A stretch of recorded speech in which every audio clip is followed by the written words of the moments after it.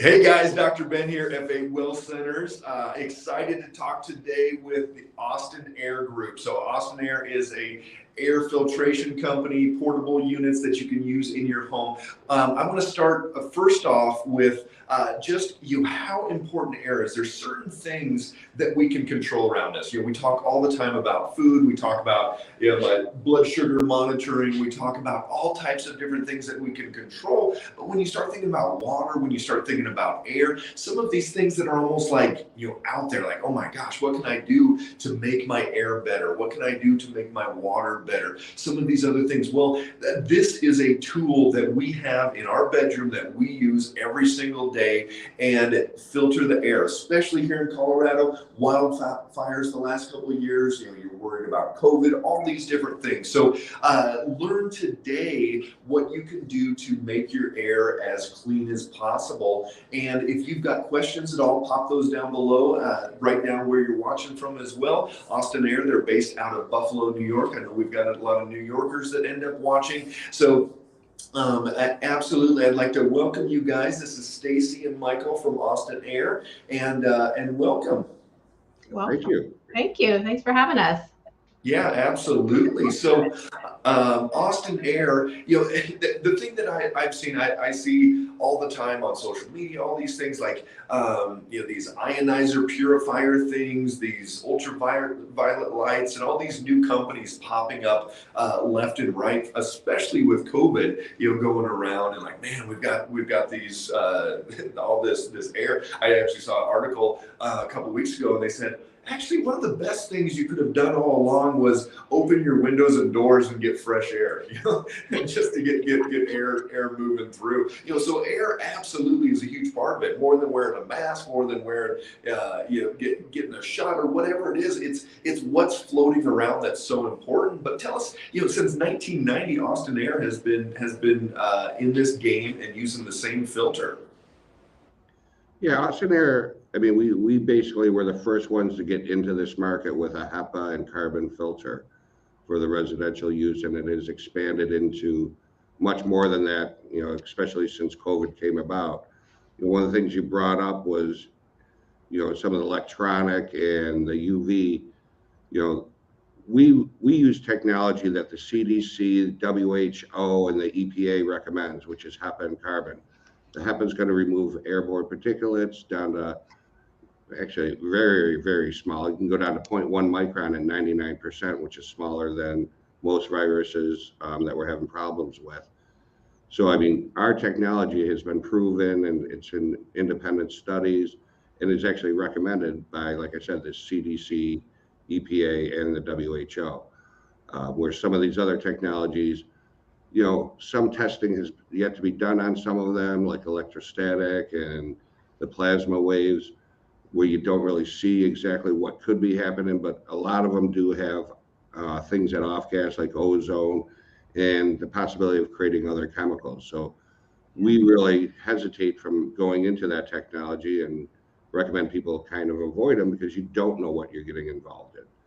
Absolutely. Speaking of chemicals, we were at Costco last week, and oh my gosh, there's something bad. They and I've actually got a friend at church that works there, and we're like, what did they do? And she said, oh, that we've had to start spraying. So they're doing some kind of a chemical fogging spray thing to kill, in theory, kill germs, and yet, I mean, you could just like almost taste it walking around the store. So, absolutely, I think sometimes in the thought of being sanitized, we've created more problems. That's just like all the hand sanitizers and the spray everything down, and we actually need some good germs in the body as well. So with this unit, what are some of the key things that people can think about as far as what it's going to filter out? What are they going to be protected from in their home or in their office space? Well, I think, because we have, like Michael said, we have the HEPA and we have the carbon. So that allows us to be able to filter a wide range of different contaminants that are in the air. We have, your airborne contaminants that are allergens, mold spores, things like that. Your common allergens, your pet dander, those things. But then you can go down even smaller to, like Michael said, the bacteria and the viruses, the mold, the mycotoxins that can result from mold. And then also, we have things that are just in the home, like it or not, these VOCs, these very gaseous, contaminants that you don't see but are there and can be very problematic. And it's been shown in multiple studies that they're, harmful to human health, as you know. Absolutely. In fact, in this time of year, being winter, when the house is closed up for a lot of people, the air becomes very stale. And so a lot of these things that come off of new furniture, new carpets, building materials, whether you have gas appliances, all these different things are contributing to poor air quality. And they have, because there's not a lot of ventilation during the winter months, you end up with a really toxic situation in the home, in the workplace, schools, wherever you happen to be. Yeah, absolutely. So again, anybody watching out there, pop down any questions you have as far as if you've looked into air filters, if you have one, what technology you're using, anything like that. Michael has been working in this industry for over 20 years and, just really has a great knowledge on this. And the website is austinair.com. We actually have a special 10% off that we're going to be able to pop that code down below here in a second. But Stacy, that's a great point. And when we're talking about just general health, when we're talking about liver detoxification, VOCs is something that we look at all the time and holding on to these chemical byproducts. One of the common ones I see is if somebody gets a Tempur-Pedic bed or that similar style, I've read those things can off-gas for 5, 6, 7 years, and you're spending a third of your day on that, or you get that pillow or anything like that. We've got a natural rubber latex bed that we've really enjoyed, and it has a similar feel as that Tempur-Pedic. But for those people that are using Tempur-Pedic or some of those type of beds, will this have an ability to pull some of that VOC out of the air?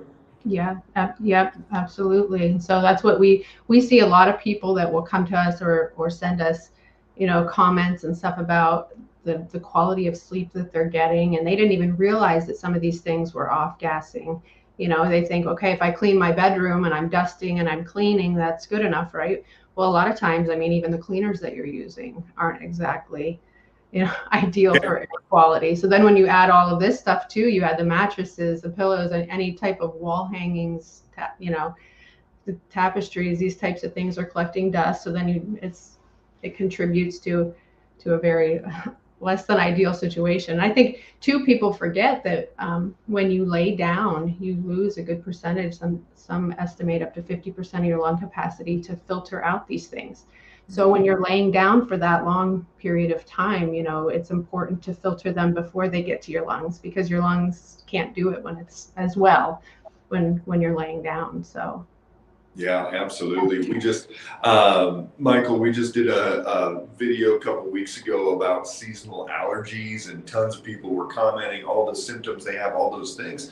So it's kind of this catch-22, right, Stacy? You go from being cooped up in that stale air in winter, and you're like, oh man, I just want to open the windows and all that. And then especially if you're in the Midwest and some of these places, like our Tennessee offices, Ohio, even upstate New York, then you open your windows, doors, everything, and then boom, you just get hit with all these pollens and everything. Is it going to do some good things for the pollens there? Definitely. Like as Stacy stated, one of the best units we have is called the bedroom machine, and any machine that we get or sell to people, we want them to use them in the bedroom. If they only have one, if they buy multiple, they can put them throughout their house. But if you just get the first one, you have to have it in the bedroom, so you're going to get the most benefit. Because when you're sleeping, as Stacy stated, you lose some lung capacity, your body's healing, and this will actually help your immune system build back up. So during the day, what we find is people with allergies, if they start using our machines at night, that they wake up fresher and they're able to fight off a lot of these allergies. we've had people, many people that have been able to avoid getting their allergy shots throughout the season, which obviously, if you can avoid any type of, drugs and or anything that is going to change things in your body, it's always beneficial. Absolutely. So we recommend this, and then during sleep, the immune system gets to rest a little more because it's not fighting off as much during the night. So it ends up being their body being stronger throughout the whole day. Mm-hmm. Yeah, absolutely. So, that's the nighttime. That's the, 6, 8, 10 hours out of their day. Let's say somebody is in a work environment and they're working and there's delivery trucks that are coming in and the diesel fumes kind of get under the door, or there's, it's an old building and 99% sure there's some mold in the ductwork, or they're in a crawl space, or just old dusty place, or a warehouse environment, anything like that. Which unit would you recommend to have in a workspace like that could help out with some of those industrial pollutants or mold or things like that? I would say probably the HealthMate or the HealthMate Plus, because you have a lot of different. The HealthMate Plus has an extra level of protection, and a lot of these buildings, you think of sometimes the buildings that have many offices in them, they're in areas, like you said, with high traffic, and so you have these emissions and these fumes and stuff that no matter what, they're going to be getting into the building. Then you also have, like you had mentioned, the different potential molds. There's chemicals, the off-gassing from the furniture there, the paint, whatever chemicals they're using when they're cleaning.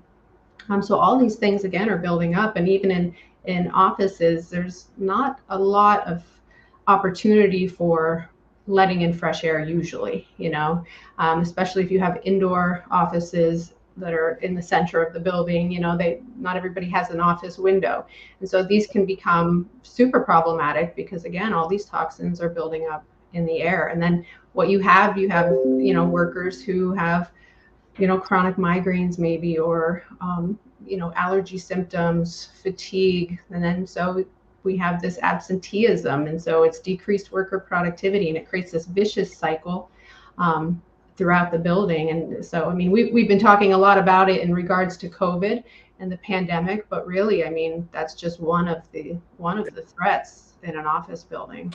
Absolutely.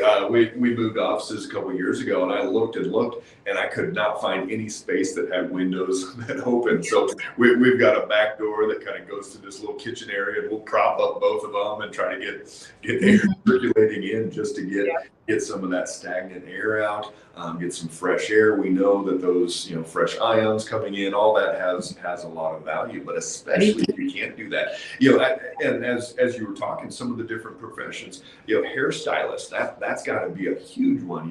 They're exposed to so many chemicals, day in and day out, with all the hair products and all of those things. There's pretty much in any profession that if they're getting exposed to cleaning chemicals, if teachers, think about a teacher, if you've got all these little snot-nosed kids running around, most schools, I mean, it's crazy the percentages of schools that actually have mold, that are moldy. I know. They're bad. That hits on a really important point, I think, when we're talking about schools, is because when you're talking about trying to reduce the airborne transmission of viruses or any airborne contaminant, really, it's been proven in studies that these affect student learning and student performance. And so that's a huge thing. And a lot of these buildings, I mean, I think if I'm not mistaken, the average building is like 40 years old, the school building in America. And so it's not possible for some of these buildings to upgrade their HVAC system. It's just, fiscally, like financially impossible. Yeah, and most school districts don't have that financial ability to be, just the cleanest, best. I've got a great example here for personally, what happens with air quality, we probably, my youngest son's 10, and so the house that he was born at, it was a 100-year-old farmhouse and had been built on in 1999, and we're like, oh, this is so great. We got a couple acres and horse alpacas and chickens and turkeys and ducks and all these different things, and we also had mold. And pretty significant mold, toxic mold, to the point that my wife, we have 4 boys, she was in bed 3 or 4 days out of the week. We had to get a nanny one summer because she couldn't take care of the kids. And the 10-year-old, when he was born, as soon as he could sit up and move around and stuff, if he would get frustrated or if he would have any, his brothers would poke him or whatever, he would actually bang his head on the floor, and he had this stimulation need from that. And we moved when he was about 2 years old. We realized the mold issues, fixed it up, and then moved houses. And but guess what? As soon as we moved, he quit banging his head, and it was directly related to being in that moldy environment, what it was doing, inflammation in the brain, all these different things. And if we would have had something like this, it could have made a major difference in his life. Yeah, and I think that goes, I mean, to your point, it's not something that's always known at the beginning. And I think there's a lot of people who suffer from various things, and they're just like, why do I feel this bad? Why do I have these chronic headaches, or why can't I shake this anxiety, or whatever it happens to be? And a lot of times they're in a really toxic situation and they don't know it. Yeah. So we always say, even with mold, is step one is to clean up your environment, because people are always like, how do I get the mold out of my body? Do I take a binder? Do I take chlorella? Do I take some kind of cholestyramine? Some of these different things that people take to get mold out of their body. But really, you've got to clean up your environment first, and that means you go into the bathroom, and if there's the black dots coming out through the wall, and you don't use bleach, but let's say somebody uses bleach on it, wipe it down, and then it comes back the next day, there's still an active link back behind that wall, and they've got to take some massive action. They got to get a professional in there to cut it out, heal that up. But those spores are still in the air. Those mycotoxins are still in the air. They're in your carpet. If you have carpet, I don't know about you guys and what you recommend on carpet, but that's definitely one of the, anytime we move, that's one of the first things we get rid of. It's just this basin for holding pollens and molds and dust and dirt and all kinds of things. I remember my grandparents had a little house on a lake in Iowa growing up, and there was sand on the beach, and then all the grandkids would come in and track it. Even vacuuming all the time, you'd still go down there and you'd pound it like this, and you could still hear like sand bouncing around, and like you just vacuumed that 20 times and there's still stuck in there. We're talking granular, let alone all these little things that settle into there. So carpet, unfortunately, it's nice on your feet, but it's not so good for the health of your body. Are you guys in pretty much agreement with the carpet side? Yeah, Definitely. Yeah. One of the things you brought up, Dr. Bennett, is like really interesting to me, because I hear this a lot and I've been hearing it for 20 years. But doctors such as yourself have made a change. Not many doctors look at this the same way as you are. So I give you kudos to that, because if you go to your regular physician, a lot of times they're just going to prescribe something and that'll be the end of it. Where you, through your personal experiences and myself from working here for so long, have realized that there's a lot more to these situations, and kind of like what Stacy was saying, a lot of these old schools, even though there is funding available to them to do upgrades, a lot of times that's not even enough. So getting a HEPA air cleaner into these units, classrooms and offices and even buildings where people are coming back to work is hugely important. Yeah. And the fact that you have, learned that and are sharing that, education is the biggest thing that we need throughout this country on this air quality issue. because it really is quite a crisis at this point. And I think when we talk about, to your point, Michael, when we talk about schools and students and stuff, these kids, there's so much, attention issues, ADHD, mood issues, anxiety, learning issues, and it studies have shown that, indoor air quality it's very impactful on these things. So it makes me wonder, how much of this is something that can be, as a cause or related to indoor air quality. Absolutely. And on that note, for those teachers out there, for those people that, are like, I need to get my air quality better. We have a great special with Austin Air, Dr. Ben 10. If you put that in code into the checkout section, you get 10% off your entire order, which is a great place to start. At least get one for your bedroom, start there.